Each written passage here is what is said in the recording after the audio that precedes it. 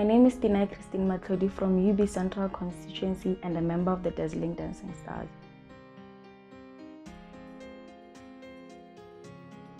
I'd like to thank God about how He made a great change in my life. Wow, I used to live a really wild life.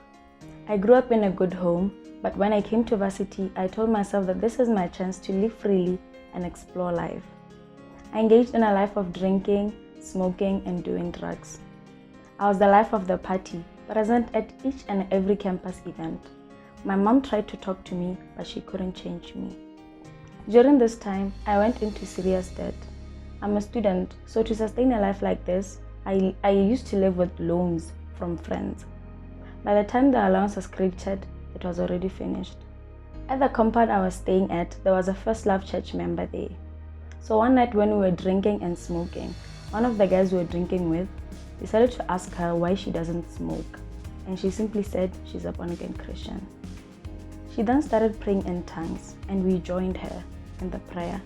The power of God came down, and I felt really touched and decided to follow her to her church.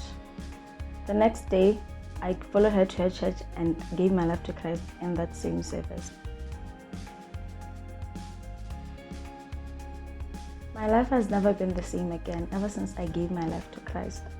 With God helping me, I gradually stopped smoking, drinking, and doing drugs.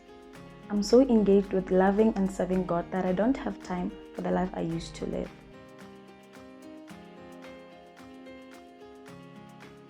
I want to encourage every first lover to keep preaching the gospel and take God with them wherever they go.